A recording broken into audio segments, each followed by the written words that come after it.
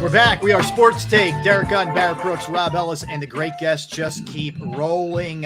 You can follow our next guest on Twitter at Jeff_McLane. There he of course, is. all of his great work at Inquirer.com.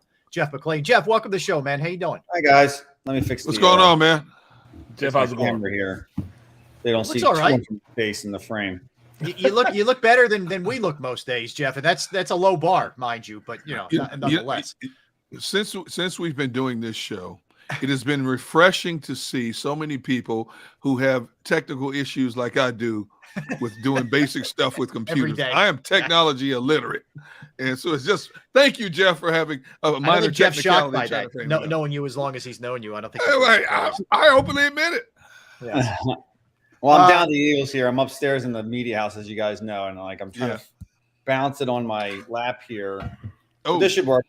All right, Jeff, you guys have, but yeah, that's true. A lot to dig into here, when it comes to this team. I'll start with this. There is a ton of good, right? But there is a growing concern here with the run defense and the inability of to stop the run, tackling, yards per carry, et cetera. And I know Nick Sirianni explained it yesterday, saying, look, sometimes we probably are going for the strip a little bit too much. We need to get back to fundamentals, et cetera. Is it a major issue, or is it the kind of thing that you nitpick a little bit when your team's 8-0? Well, it's not a major issue because you're 8-0. Is it an issue that you should nitpick because you're worried about this team moving forward? I think that's always fair. I mean, that's what the Eagles are doing. So if they're doing it, then I don't see anything wrong with us doing it. And they're looking at the run defense. They're looking at the loss of Jordan Davis. They're looking at the missed tackles. And they're trying to figure out what's the best way forward to improve in that regard. Because, again, as you're looking at these teams over the next several weeks, there's some good running backs they're going to face. There's some good running offenses you're going to face. And that, and there's good offenses and there's smart offensive coordinators that are going to realize that, hey, even if you are a kind of a pass-first type of offense, that this is the way to beat the Eagles. So this is the way to move the ball on them. So, yeah, you don't want to become too negligent in one respect at the expense of another, because as you always hear Nick Sirianni say, you don't want to lead the league in anything really. You want to be able to kind of be able to diversify yourself as an offense, but also as a defense. Now, Jonathan Gannon's scheme is predicated on stopping the big play, and I think that's why you'll see some leakage in the run defense. But the way they look at it is that, gun to head, would you rather give up the big pass play, or allow, 5 yards on the ground per carry? And they'll probably take that any day. Hey, Jeff, as we sit here right now on November 8th, is Jalen Hurts at the top of the MVP conversation? I think he's got to be in the conversation, and at the top is certainly a valid position to take. Maybe Josh Allen prior to this past weekend would have been the guy I guess I would have gone with, but as he clarified it, are we allowed to curse on this thing? Hell yeah. Hell yeah. Yeah. Speak your piece, brother. I'm not saying it myself. I'm saying what he said. He said he played like shit. Yep. Jalen has not played like shit yet. Yep. He's played very well. It could come, and it won't detract much from what he's done this year, in my eyes. So I hope when it does happen, we all put it in the proper context, because for the most part, week in and week out, this guy's delivered. And it's increasingly come through the air. His passing improvement is remarkable. And Lovie Smith, after the Texans lost to the Eagles, said as much, said that he was the most improved player that he had seen 2021 to 2022. And I'd have to agree with him. I just watching the game. I rewatched the game, and I saw how effective Hargrave was when they ran the 50 front, which is I call it Navajo or bear front, when they placed Hargraves over the nose. Now Hargrave that's how he made his money, playing the nose guard, his head up over the center. Yep. He had 3 sacks there. Do you think they keep him there for, and just let him go, even when Jordan Davis gets back, because he looked so effective in there and mixing it up in the fourth quarter? And he played well the week before, but with 2 sacks, I think some of it is just Javon is just getting these opportunities. My issue with the run defense wasn't as much what John did. Yeah, you saw him play less of that penny front, the 5-1, because no Jordan Davis, and he didn't want to take from the back as much. But it took a while, I think, to get to Javon over the center in that 5-down look. They went with a lot more Marvin Wilson and Marlon Tuipulotu, and they were gashing the Eagles on the ground or getting tough yards from Dameon Pierce up the middle because the numbers don't suggest that Jordan Davis is having an impact, but I'll tell you, he has had an impact. Just because he's just the physical presence, but also the way he knows how to play that nose spot, and that just allows them. Yep. Yeah, they play what they call like a 1.5 gap because they like to try and balance between the two. But yeah, essentially he is for the most part occupying space and occupying blockers, and those two guys.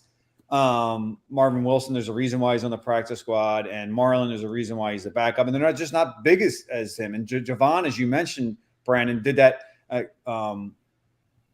Barrett did that in Pittsburgh, and he did that last year for the Eagles. Now they needed an upgrade there, and that's why they went and got Jordan Davis. But with Jordan Davis out these next 3 weeks, I feel like they have to kind of just kind of ride with Javon.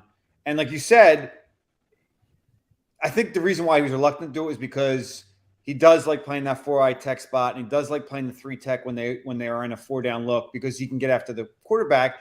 But if they do pass out of him with him down over the center, he can beat guys at that and then get sacks, and that's what we saw against Houston. Exactly, love it, Jeff. In all your years covering the Eagles, and as growing up in the area, I'm talking like both, or you could say all 3 corners and the 2 safeties. Is this the best bunch collectively you've seen? That's a good question. I'm still not completely sold on the safeties. I think that they've played well. Marcus Epps has justified the Eagles this offseason, giving him that job. There was a lot of question about whether he had earned the starting job based upon how he played the year before. And then CJ Gardner Johnson has 5 interceptions, which leads the NFL. He's done a great job in that regard. There are areas that I'm concerned about with that position.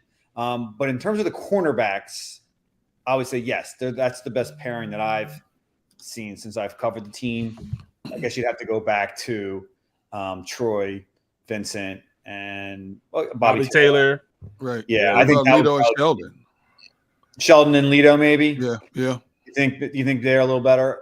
I won't say better, but they did things differently. Yes, it's different era. You know what I mean? This scheme benefits. Yes. The corners. They don't put a lot on the corners. Actually, I mean, they put more in the corners this year, and this was something I wrote about last week. Is that John's given them more and allowed them to play more of this, more man-to-man matchup zone concepts where they can kind of look like they're playing zone, but they have man concepts built in so they can pass off. And that takes a lot of intelligence. And Darius, as you guys know, is one of the smarter cornerbacks in the league. And so is James Bradbury. I mean, he's been kind of like almost a linchpin of what they've been able to do with that quarter zone that they play a lot of. And that's, why John's never going to get away from a lot of those split safety looks, is because it's hard for quarterbacks to see exactly, or pre-snap read this defense and know what's going to happen, because once the snap, at the snap, they don't know. And even sometimes post-snap, it doesn't look very clear to them. It is actually something that, a hybrid man zone concepts.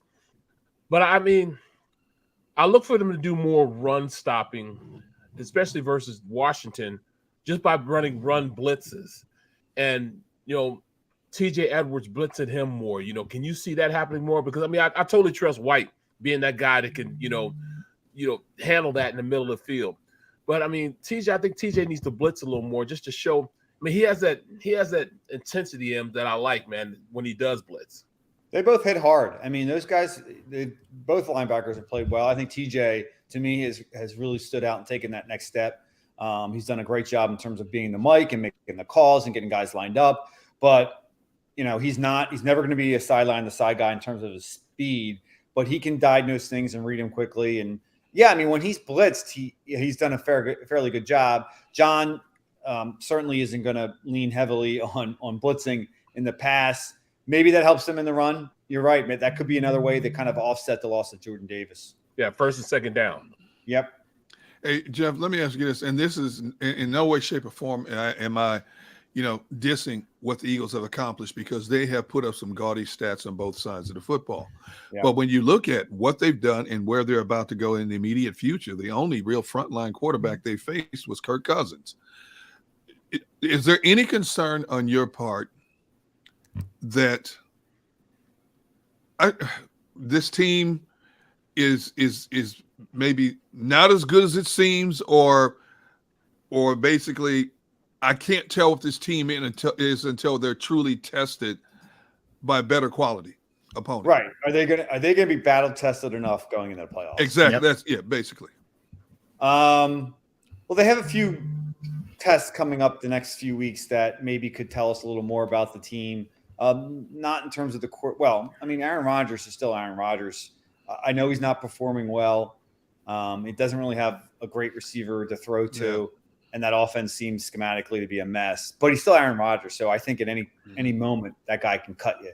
So maybe that'll be the game that we see, or Jonathan Gannon's scheme, their greatest test to date, and maybe something happens there. I mean, they're going to be favored in every game except for the away Cowboys game if things go the way they seem to be going. So, yeah, I mean, it's a fair question. How much have they benefited from the schedule? They have beaten the 6-2 Cowboys. Now, without Dak Prescott, you have to mention that. Yep. They did beat the 7-1 Vikings, second game of the season. That was a long time ago, but that was one of the better games that I thought that they've played all year on both sides of the ball. Right. And, it's not like the Cardinals are complete crap and Kyler Murray's not a good quarterback. I mean, he can certainly play the position. But if you're looking at each week and each team, I agree. I mean, that would be a reason to have pause when declaring this team the best team in the NFL. I think based upon the way they've played and obviously their record, I would have them slotted number one. But if we're looking down the road, are they better? Are they going to be able to beat the Chiefs? Are they going to be able to beat the Bills? Are they going to be able to beat the Ravens? Let's say they get away the Super Bowl. I would think on paper, I would still probably give those three AFC teams the advantage over the Eagles. Jeff, the one thing I like to point out every single week when we have these discussions. Well, what, Barrett, go ahead, jump on that.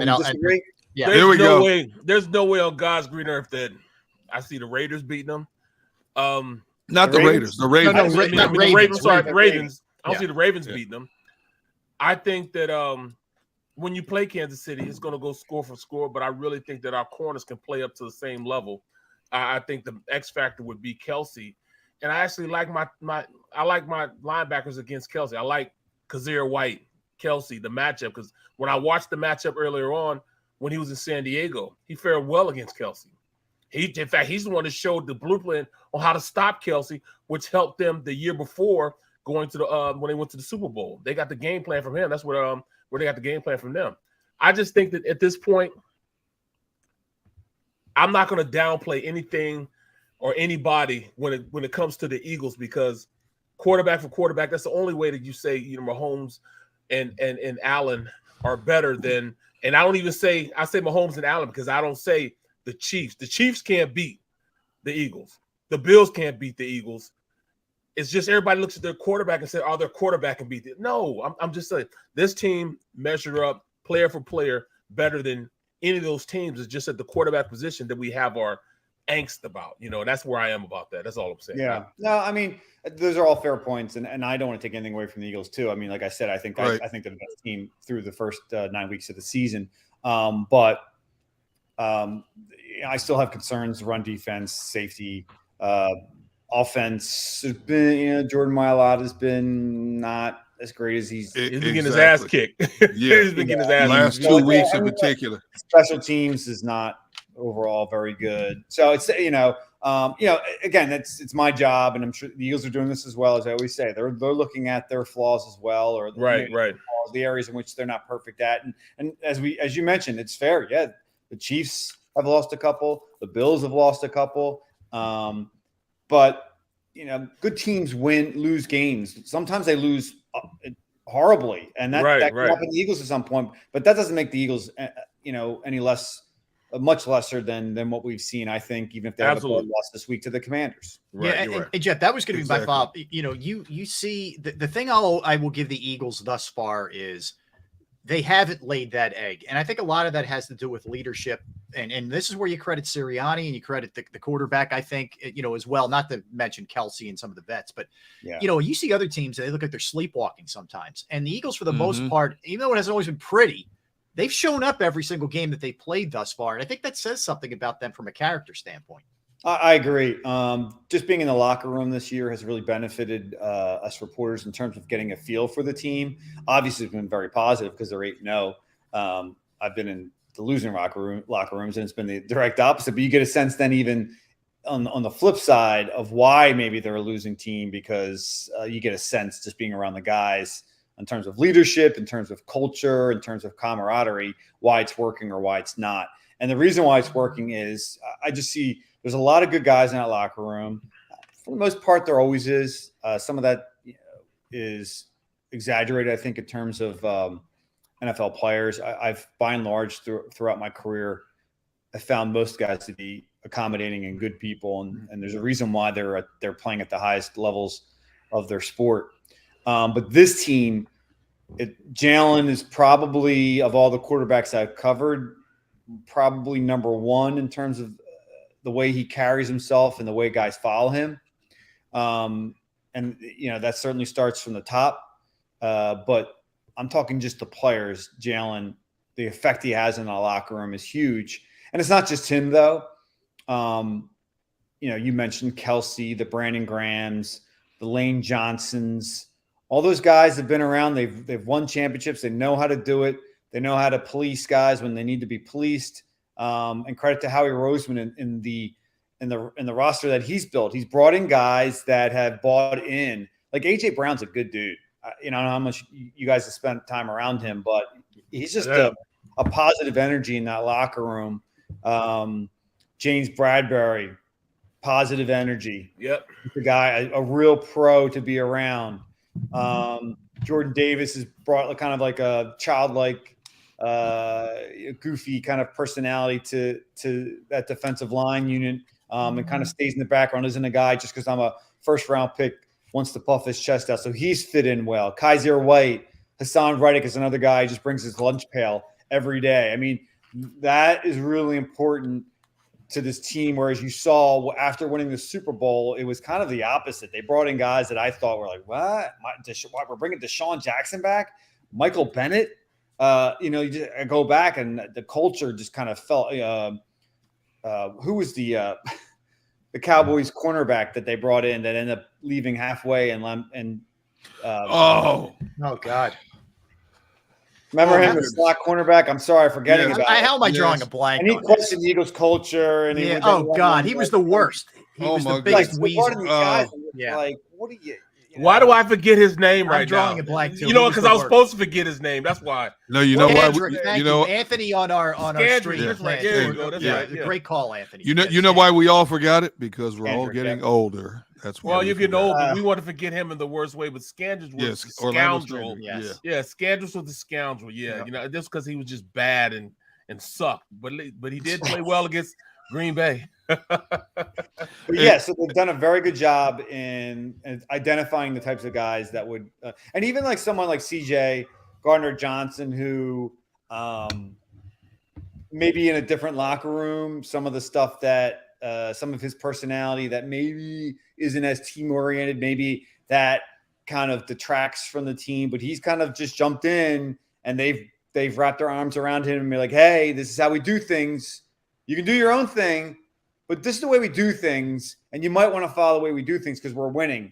And he's jumped in, both feet, and as we've seen, he's performed. Jeff, I got to ask you this because somebody asked me this the other day on their own show. Jalen Hurts, you got to pay him. The way he's playing now, you're going to have to pay him.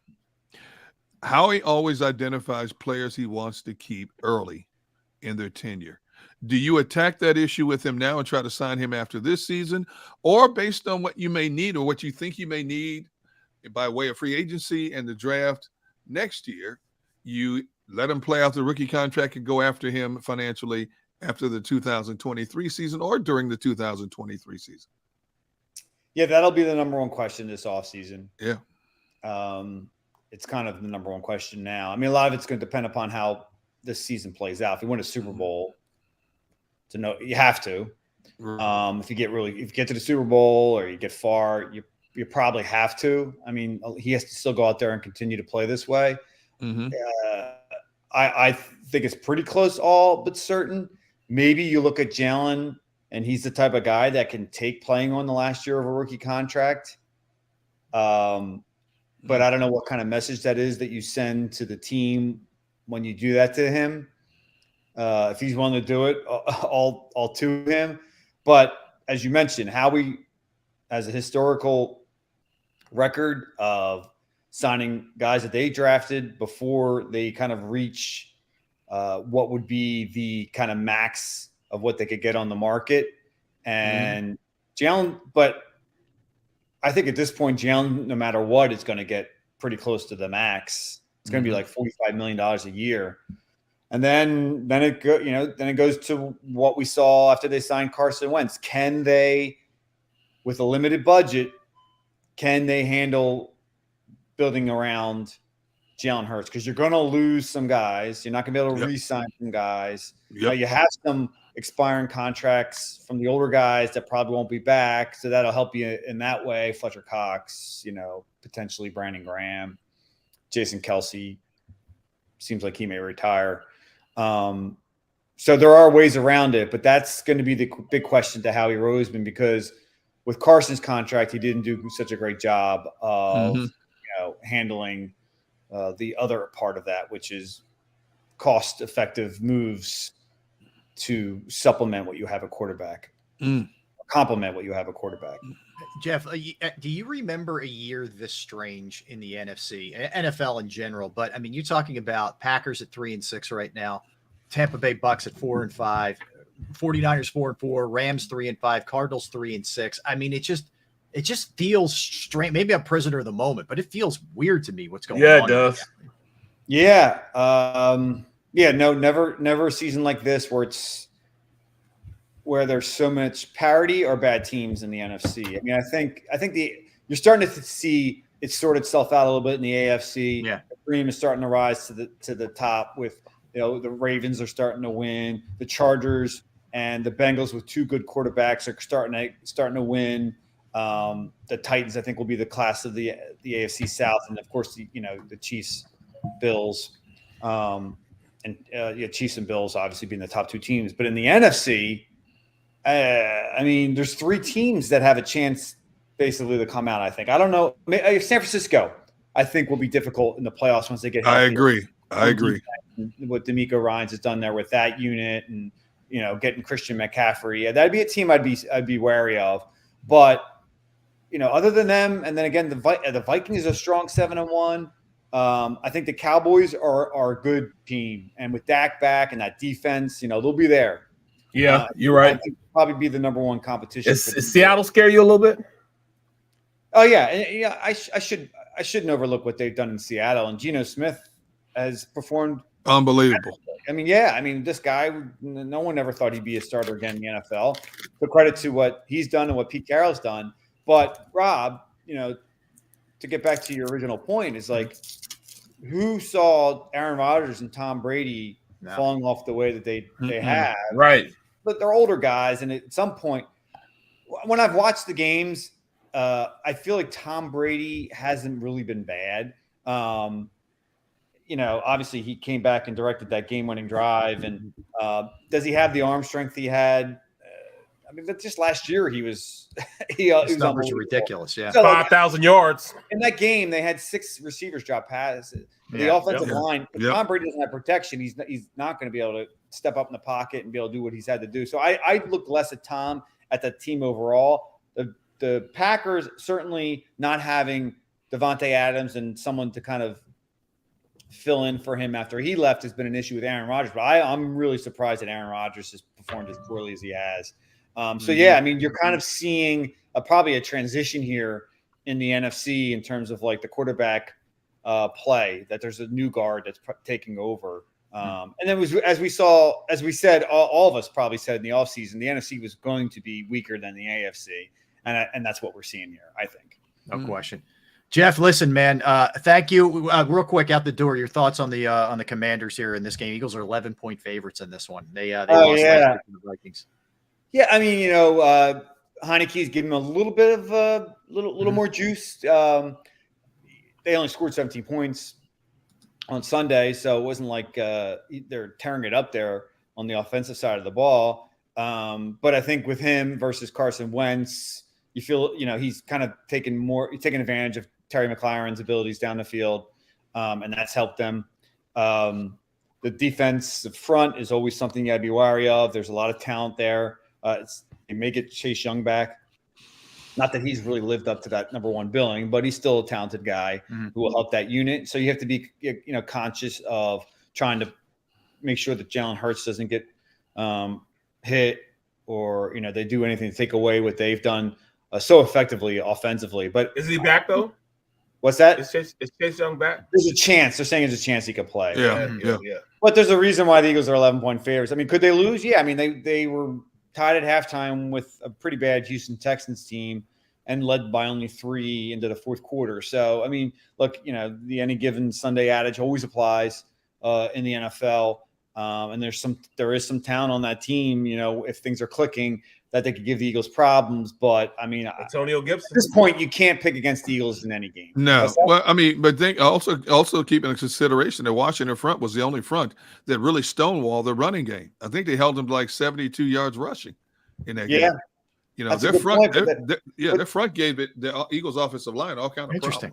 problems. That's true, but like what Nick and his offensive coaches have done so effective is that they've each week it's like, hey, we're going to do a little of this because we know that we want to show this, so they don't focus on this the next week. I mean, there's so many ways, so many weapons they can beat you. It's been Dallas Goedert one week, AJ Brown another week, Devonta Smith, who had an unbelievable game against the Commanders in that first matchup, and maybe him this week. Miles Sanders running super hard. I mean, Quez Watkins has barely been mentioned, but that guy can catch the ball too. So it's just, speed for days. Offense. They're a tough offense to defend. Yeah, no doubt. Jeff, thanks, man. Thanks for taking a couple minutes, and we do appreciate it. We love your coverage of the Birds, man. Keep up the good work. Talk to you soon. All right, take care. That is Jeff McLane, Philadelphia Inquirer. Check him out, inquirer.com. And as I mentioned a little bit earlier, you can follow Jeff on Twitter as well, at Jeff_McLane. Interesting insight. Jeff always is a straight shooter, man. So good to talk to him. One of the things we'll do when we come back, guys, we'll dig a little bit more into the Commanders here. I'll give you some numbers that I dug up and some trends and some stats, which we'll do. A little bit, a little something, and tell you where the Eagles are too, because the numbers are going to blow you away. They're just really, really good. That's for sure. We'll do all that when we get back. A little later, we'll dive into the NFL. We'll dive into some other things, some Sixers last night, some Flyers, all those good things. Barrett Brooks, Derek Guy, Rob Ellis. We are Sports Take, JAKIB Sports YouTube Network. Let's talk about Pro Action Restoration. Yes, Pro Action Restoration is the place that you call if your home, your business, your property has any kind of issue with water, fire, smoke, mold. Like, these are serious issues, right? You want the right company there to clean it up and to help you get back on your feet. Pro Action Restoration is on call 24 hours, 7 days a week to assist. I've gone through it. I had issues at my parents' house years ago. Called them on a Saturday. They came right out, cleaned everything up. The crew was professional, clean. The price was reasonable. They're licensed, bonded, fully insured. They've been serving the tri-state area for more than 2 decades. I'm doing this a long time. Pro Action will work in conjunction with your insurance company as well. And again, it could be water, it could be fire, it could be smoke, mold remediation. You name it, they can handle it. Give them a call, 610-623-3760, 610-623-3760, or online at proactionrestoration.com, proactionrestoration.com.